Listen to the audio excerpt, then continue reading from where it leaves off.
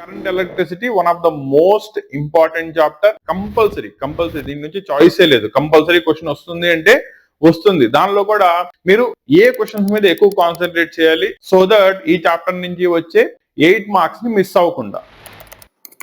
Already మనం waves chapter ని discuss చేసాం. దాంట్లో 8 మార్క్స్ కి మెయిన్ ఇంపార్టెంట్ 5 క్వశ్చన్స్ ని కవర్ చేసాం. వాటిల్లో డాప్లర్ ఎఫెక్ట్ మీద 2 క్వశ్చన్స్, నెక్స్ట్ స్టాటిస్టిక్స్ మీద ఒక క్వశ్చన్, ఫైనల్లీ వచ్చేటప్పటికల్లా సౌండ్ వేవ్స్ దాంట్లో ఓపెన్ పైప్ ఒకటి, క్లోజ్ పైప్ ఒకటి డిస్కస్ చేసాం. వీటిని ప్రాపర్లీ చూసుకోండి, మీకు కంపల్సరీగా ఒక 8 మార్క్స్ క్వశ్చన్ వస్తుంది. ఓకేనా? రెండో చాప్టర్ రే ఆప్టిక్స్, 2 క్వశ్చన్స్ ఉన్నాయి దానిలో.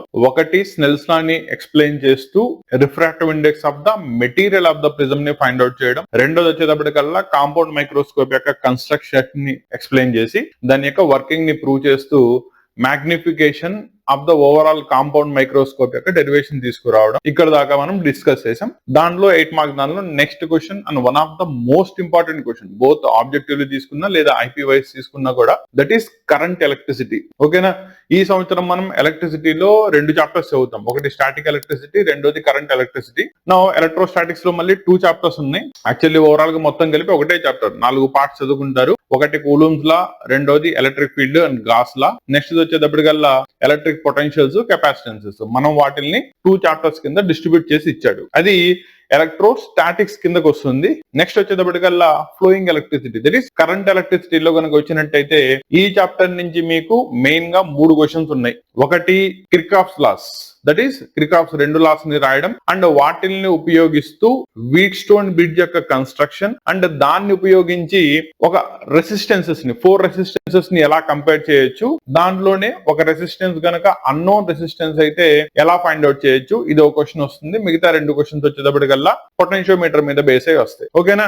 కాబట్టి current electricity one of the most important chapter. Compulsory దీని నుంచి చాయిసే లేదు. కంపల్సరీ క్వశ్చన్ వస్తుంది అంటే వస్తుంది. దానిలో కూడా మీరు ఏ క్వశ్చన్స్ మీద ఎక్కువ కాన్సన్ట్రేట్ చేయాలి సో దట్ ఈ చాప్టర్ నుంచి వచ్చే 8 మార్క్స్ ని మిస్ అవ్వకుండా. క్లియరా? Remaining questions, that is 4 marks questions, 2 marks, 1 mark question next classes లో మనం డిస్కస్ చేయబోతున్నాం. అండ్ వీటి యొక్క ఎక్స్ప్లెనేషన్స్ కూడా వస్తాయి. దాంట్లో 1 by 1 క్వశ్చన్స్ ఈ రోజు కరెంట్ ఎలక్ట్రిసిటీ చాప్టర్ మీద కనుక చూసినట్టయితే, దానిలో ఫస్ట్ క్వశ్చన్ చూసుకోండి. మీకు ఆల్రెడీ చెప్పాను కదా, state Kirchhoff's laws. That is ఒక ఎలక్ట్రికల్ నెట్వర్క్ లో మోర్ దెన్ 2 ఎలక్ట్రికల్ సప్లైస్ ఉన్నప్పుడు certain amount of currents with a potential difference and corresponding resistors flow అవుతున్నప్పుడు అక్కడ మనం 2 కిర్చాఫ్స్ లాస్ ని ఫైండ్ అవుట్ చేయొచ్చు. దీన్ని ఉపయోగించి ఓవరాల్ గా ఈ కరెంట్స్ అన్ని కలిసే జంక్షన్ దగ్గర ఓవరాల్ గా కరెంట్ ఎంత ఉంటుంది లేదా పొటెన్షియల్ డిఫరెన్స్ ఎంత ఉంటుంది, రెసిస్టెన్స్ ని ఎలా ఫైండ్ అవుట్ చేయొచ్చు, ఇవన్నీ కూడా దీనిలో కవర్ చేయాలి. క్లియరా? నా కిర్చాఫ్స్ లాస్ కనుక చూసుకున్నట్టయితే దీనిలో 2 లాస్ ని మనం రాయాల్సి వస్తుంది. ఒకటి జంక్షన్ లా లేదా దాన్ని కరెంట్ లా అంటారు. మల్టిపుల్ కనెక్టర్స్ ని ఒక పాయింట్ దగ్గర కలిపినప్పుడు ఓవరాల్ గా వీటి నుంచి వచ్చే some of the electric currents inflow ఎంతైతే ఉందో జంక్షన్ కి, అవుట్ ఫ్లో కూడా అంతే ఉంటుంది. అంటే ఎన్నైతే కరెంట్స్ లోపలికి వస్తాయో సేమ్ అమౌంట్ ఆఫ్ కరెంట్ బయటికి వెళ్తుంది. లేదు, ఓవరాల్ గా డిఫరెంట్ డైరెక్షన్ లో ఒక జంక్షన్ దగ్గర కలుస్తున్న కరెంట్స్ అన్ని కూడా ఆల్జిబ్రాయిక్ సమ్ చేసుకున్నట్టయితే 0 అవుతుంది. దీన్ని ఫస్ట్ లా అంటారు. సెకండ్ లా వచ్చేటప్పటికల్లా లూప్ లా లేదా దీన్నే potential law, that is voltage law అంటారు.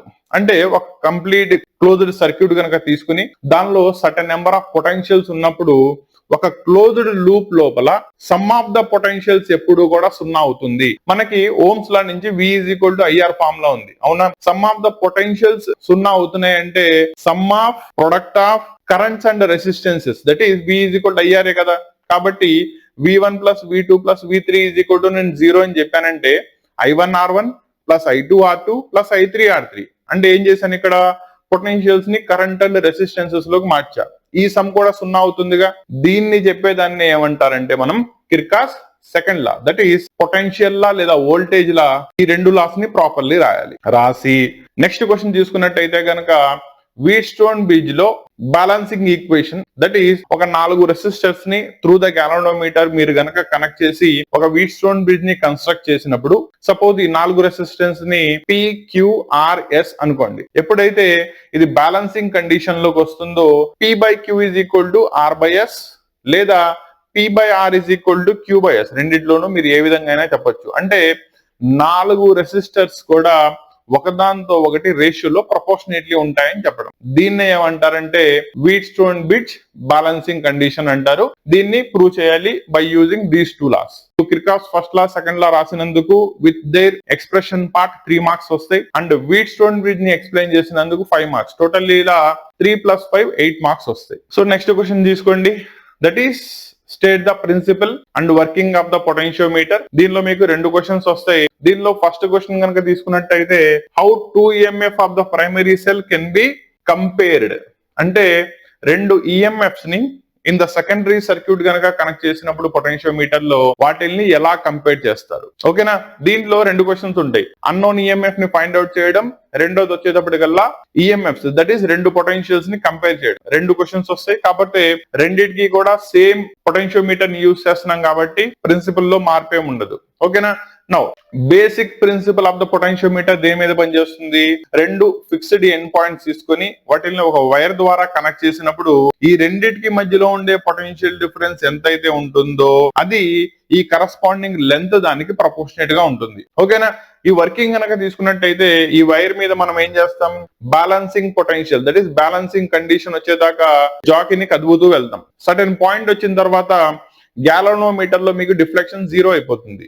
0 అయినప్పుడు జనరల్లీ మనం 1 మీటర్ లెంత్ ఉన్న వైర్ ని తీసుకుంటాం. That is 100 centimetres. దీంట్లో సపోజ్ ఒక 65 దగ్గర ఫస్ట్ బ్యాలెన్సింగ్ వచ్చినట్టయితే L1 = 65 అయినట్టయితే 100 లోంచి 65 తీసేయండి, 35 దట్ ఈస్ L2 అవుతుంది. నౌ మీరు ఇక్కడ కంపేర్ చేసేటప్పుడు పొటెన్షియోమీటర్ లో E1 E2 2 నోన్ ఈఎంఎఫ్స్ గనక తీసుకున్నట్టయితే L1 L2 వాటి యొక్క కరస్పాండింగ్ లెంత్ గనక బ్యాలెన్సింగ్ కండిషన్ లో తీసుకున్నట్టయితే E1/E2 = L1/L2 అవుతుంది అని చెప్పేదాన్నే పొటెన్షియోమీటర్ యొక్క బ్యాలెన్సింగ్ కండిషన్ అంటారు. నౌ ఇక్కడ E1 E2 2 వాల్యూస్ ఇచ్చారనుకోండి, ఇది కంపారిజన్ కి పనికి వస్తుంది. లేదు E1 ఒకటే ఇచ్చాడు, E2 ఇవ్వలా, L1 L2 find out చేయొచ్చుగా. కాబట్టి ఫార్ములాలో సబ్స్టిట్యూట్ చేసుకున్నట్టయితే అన్నోన్ ఈఎంఎఫ్ ని ఫైండ్ అవుట్ చేయడానికి కూడా పనికి వస్తుంది. కాబట్టి పొటెన్షియోమీటర్ మీకు 2 విధాలుగా పనికి వస్తుంది. ఒకటి 2 ఈఎంఎఫ్స్ ని కంపేర్ చేయడానికి based upon the ratios L1 L2 ratio and ఒక నోన్ ఈఎంఎఫ్ ఇచ్చి అన్నోన్ ఈఎంఎఫ్ ని ఫైండ్ అవుట్ చేయమన్నప్పుడు దాన్ని ఫైండ్ అవుట్ చేయడానికి కూడా పొటెన్షియోమీటర్ పనికి వస్తుంది. What is the principle of potentiometer? Basic దాని యొక్క కన్స్ట్రక్షన్ ఎలా ఉంటుంది, primary circuit and secondary circuit ని ఎక్స్ప్లెయిన్ చేసుకుంటూ ఈ ఎక్స్ప్రెషన్ దాకా గనక చేసినట్టయితే దీనిలో వచ్చే 8 out of 8 మార్క్స్ వచ్చేస్తాయి. కానీ దీనిలో క్వశ్చన్ అడిగేటప్పుడు మీకు జనరల్లీ ప్యాటర్న్ అబ్జర్వ్ చేస్తే 6 మార్క్స్ కి క్వశ్చన్ అడుగుతున్నాడు, 2 మార్క్స్ కి మీకు ప్రాబ్లం ఇస్తున్నాడు. ప్రాబ్లం లో కూడా పెద్దగా కష్టపడాల్సిన అవసరం లేదు. ఒక ఈఎంఎఫ్ ఇచ్చేస్తాడు, కరస్పాండింగ్ లెంత్ ఇచ్చేస్తాడు, సెకండ్ ఈఎంఎఫ్ ని ఫైండ్ అవుట్ చేయాలి. జస్ట్ సబ్స్టిట్యూట్ చేసి క్రాస్ మల్టిప్లికేషన్ చేసుకుంటే డైరెక్ట్లీ వచ్చేస్తుంది. క్లియరా? ఇది ఈఎంఎఫ్ మీద క్వశ్చన్. ఇలా ఓవరాల్ గా తీసుకున్నట్టయితే కరెంట్ ఎలక్ట్రిసిటీ నుంచి మీకు 8 మార్క్స్ దానికి ఓవరాల్ గా 3 క్వశ్చన్స్ ఎక్స్పెక్ట్ చేయొచ్చు. ఒకటి Kirchhoff's laws and construction working of the Wheatstone bridge up to its balancing condition. రెండో క్వశ్చన్ వచ్చేటప్పటికల్లా పొటెన్షియోమీటర్ దాని యొక్క ప్రిన్సిపల్ అండ్ వర్కింగ్ ఎక్స్ప్లెయిన్ చేసుకుంటూ 2 ఈఎంఎఫ్స్ ని కంపేర్ చేయడం గానీ అన్నోన్ ఈఎంఎఫ్ ని ఫైండ్ అవుట్ చేయడం గానీ అడుగుతారు. క్లియరా?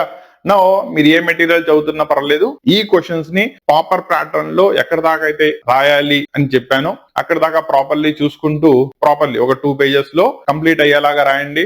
8 out of 8 మార్క్స్ వచ్చేస్తాయి. లేదు దీంట్లో కాన్సెప్చువల్లీ గనక డౌట్ ఉంది, నాకు లాస్ గానీ లేదా వర్కింగ్ గానీ డెరివేషన్ పార్ట్ గానీ నాకు అర్థం కావట్లేదని కామెంట్ చేసిన వాళ్ళు ప్రతి ఒక్కరికి కూడా ఇప్పుడు క్లాసెస్ తీస్తున్నాము అంటే అది స్టూడెంట్స్ దాకా రీచ్ అవ్వాలి కదా.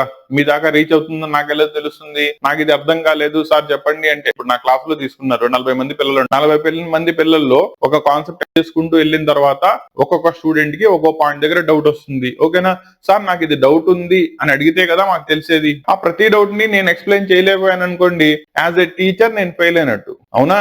కాబట్టి నీకు ఒక పద్ధతిలో అర్థం కాకపోతే దానికి వేరే పద్ధతిలో అయినా నీ కాన్సెప్ట్ ని అర్థమయ్యేలా ఎక్స్ప్లెయిన్ చేయడం నా బాధ్యత. క్లియరా?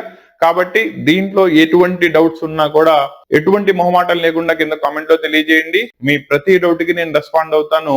నా దీంతో కనుక తీసుకున్నట్టయితే 3 చాప్టర్లు అయిపోయినాయి. That is important questions 8 marks series లో. లాస్ట్ లో ఇంకా న్యూక్లియర్ చాప్టర్ ఉంది. న్యూక్లియర్ చాప్టర్ ని మీకు నెక్స్ట్ క్లాస్ లో ఎక్స్ప్లెయిన్ చేస్తాను. క్లియరా?